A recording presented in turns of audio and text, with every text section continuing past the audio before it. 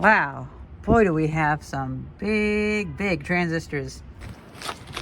So, Vevor sent me an email offering me any tool, and of course, anytime that happens with a company that I buy parts from or buy tools from, I go for the big ticket item because I've been wanting to get a TIG welder for a long time. I know I'm going to be needing to do TIG welding for stainless steel handrails probably within a year, and so I was like, I can save a lot of money. Send me a TIG welder, because this is pretty much the TIG welder I was going to be buying. And even though I don't have argon, in this video we do a bunch of stupid stuff with it, but it was really cool to get to see it strike the arc, how it has a high voltage, and then whenever it makes that connection, it flips over to the low voltage, high current side, and then, well, I had the current way too high, and it was a plasma cutter. But this, I'm really thankful for this. I just feel bad that, you know, an argon cylinder is $350 to $400, and normally I would buy that, but I have a client who wants a stainless steel handrail made, and they'll probably buy the argon cylinder for me because they're so polite. And am I really going to waste that much money right now on that? I kind of can't do that. And there's some other things going on, like for instance, the person that I share the workshop with, he's an older person, and he keeps getting sick. He has COVID right now, and he's just coughing up a storm in the workshop. And I'm like, okay, well, I can't really be in the workshop right now. It's just a bad time. And all my stuff is in Illinois, because at the end of this video, I went out and got welding rods. I was going to test out the arc welding features of this. I forgot you have to buy a welding clamp, but I have 5 of those already. I don't want to buy a 6th one. You know, I make money go pretty far. So I feel really bad that with this video, I just wanted to say thank you to Vevor, and I can recommend this welder super easy, because these solid state inverter welders, I've actually had pretty good luck with them, and I've never had one blow up, and I've done some really stupid things with them, and the cost is down pretty cheap to where now the bigger cost is the shielding gas. So in this video, I do some stupid things. Primarily, I try to use a candle's exhaust to consume the oxygen in a container, so I don't need a shielding gas. But unfortunately, I didn't have my container sealed enough, and I also burned a hole in my desk that I was making. But oh well, it's just a bad time for this. In a few months, me and Thais are gonna be going to Illinois, and I'll get all my welding equipment, and then I'll probably be doing a lot more metal work. But I'll be doing another video after a year or so when I have argon, or I have my shielding container with candles figured out, and I have all my welding equipment and such. But for now, I feel bad. I feel like I was a little bit greedy, biting off more than I could chew. But I'm so thankful. I'm so thankful I have this. I've always wanted one. Here's the video that, you know, I try to make it count anytime I make a video, but I feel like it was kind of just a bad time for it. But I did it just so I could say thank you for this. And I do recommend it.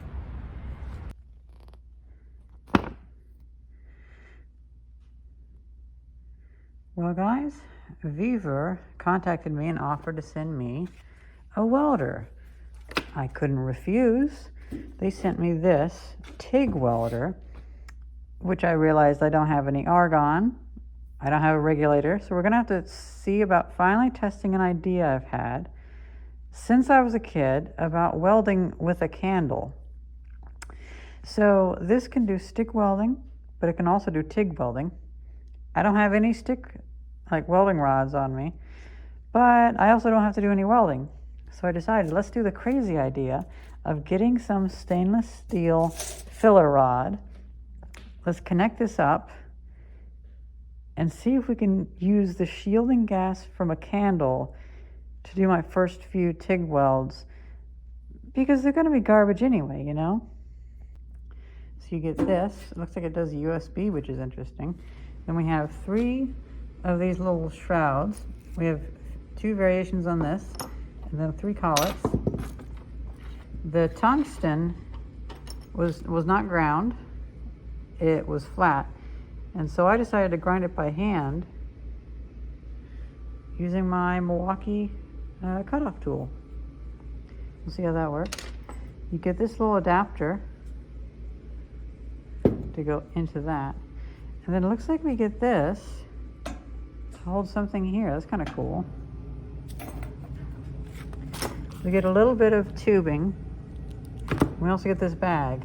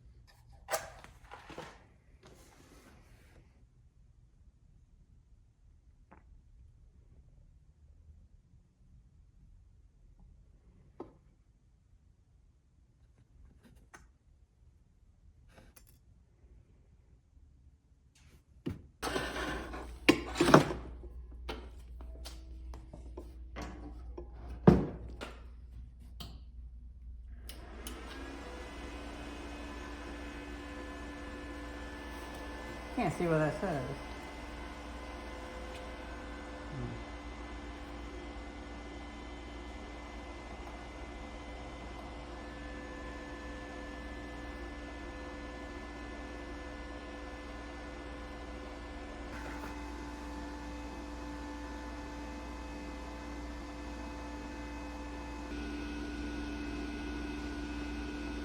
Sure is a lot of oxygen in there. Wow, I seriously don't have any tape here. No tape whatsoever. I mean, I have this, but...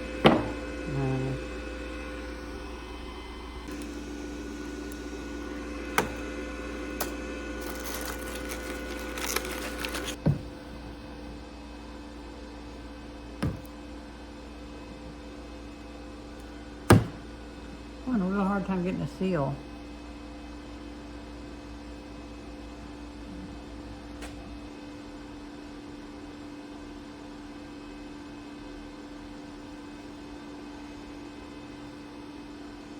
Oh well, I'm gonna do it anyway.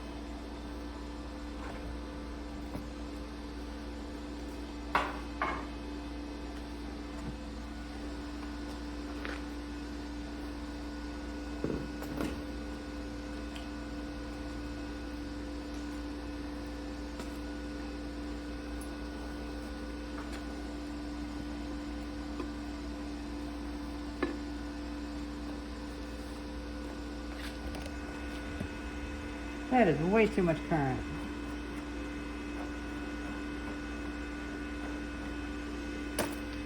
Wow. That was cool though. My first TIGging. Wow, that thing is powerful. Holy hell, that thing is powerful.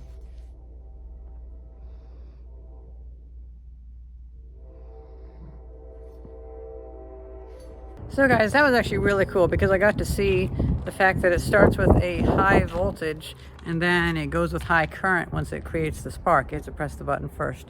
And I was just not able to get those candles to consume enough oxygen. They just kept burning. And what's funny is while I was sitting there, I let them burn for 30 minutes. I couldn't find anything online about anybody ever doing a science experiment, the common science experiment of putting a candle in an enclosed space. It was just, all the search results were filled up with like, oh, be careful of candles, they can suffocate you. It's like, no. I want to know, I want to intentionally do this. Show me the same kind of stuff I would have seen on Google or Ecosia or whatever if I had searched 15 years ago.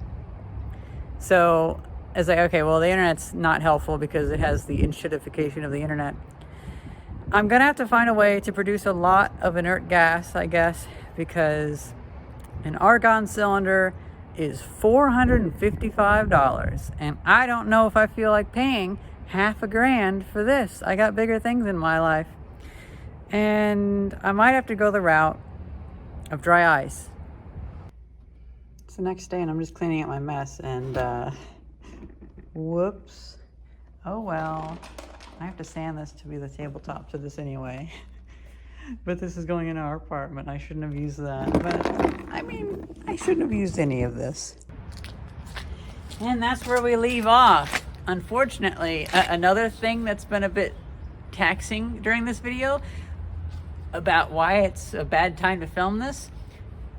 The guy that has the other half of the building that I get to use as my workshop, he's really sick and he's just coughing up a storm and stuff, and like his wife is super sick and I think they probably have COVID, and it's like, why now?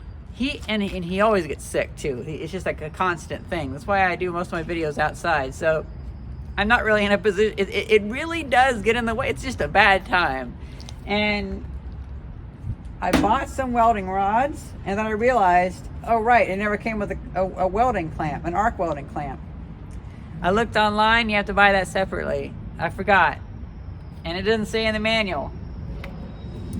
So at this point, let's just open it up and get an idea of the electronics.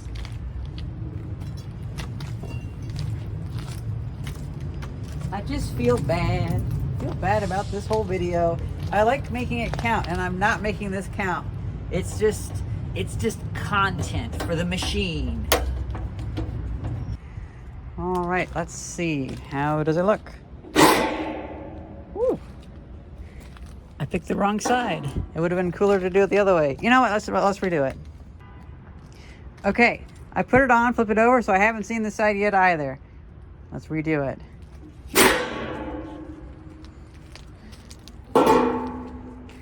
Wow, boy, do we have some big transistors, IGBTs or whatever they're called.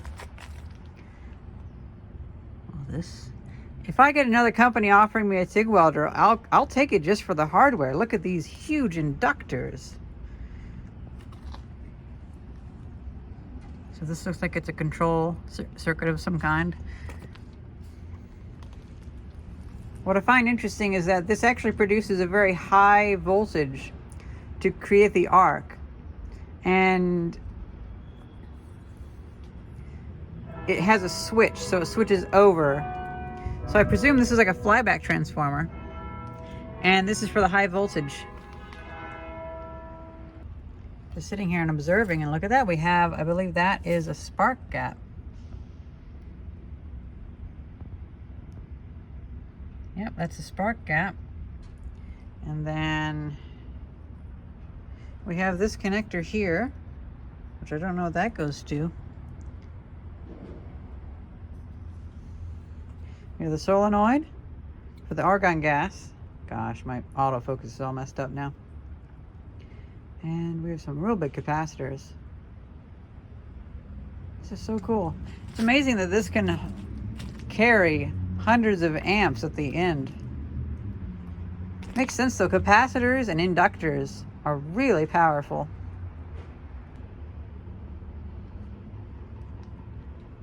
If there was going to be anything that would fail on this, it would either be the capacitors, if everything else lasts a long time. But before then, the relays, they could get stuck. But then also, if they are overdriving the IGBTs or the MOSFETs or whatever these are, those could also be burnt up. However, I've been running a MIG welder from Harbor Freight, one of the cheapest ones. I've been running that thing hard for years, and it's actually worked out really well. So I feel like with some of these things, you can't go too low because they don't make bad enough transistors anymore. You know, kind of everything. It's kind of like how like a USB flash drive. The bare minimum USB flash drive that you can buy is still going to be way better than a floppy disk or something. So the floor gets dragged up because it actually would be more difficult to make a worse device. So something like this, these are actually more than useful enough to learn on, and I'm going to have a field day learning with it. I'm probably going to get a little bit nostalgic over it.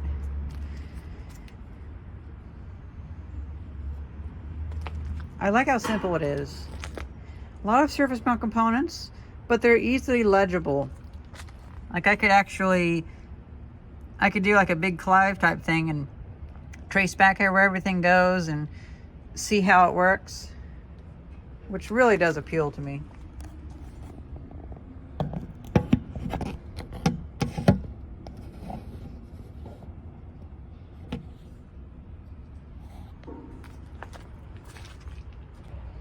Well, I hope you guys enjoyed this video, and thank you very much, Vevor, for this TIG welder. I'm not in a position to use it right yet, and I feel really bad about that, but especially because I just saved like $150. This is what I would have bought, and the 2 times that I welded with it, it worked great. I just had it setting way too high. Hope you guys enjoyed this video. Thank you very much for watching. See ya.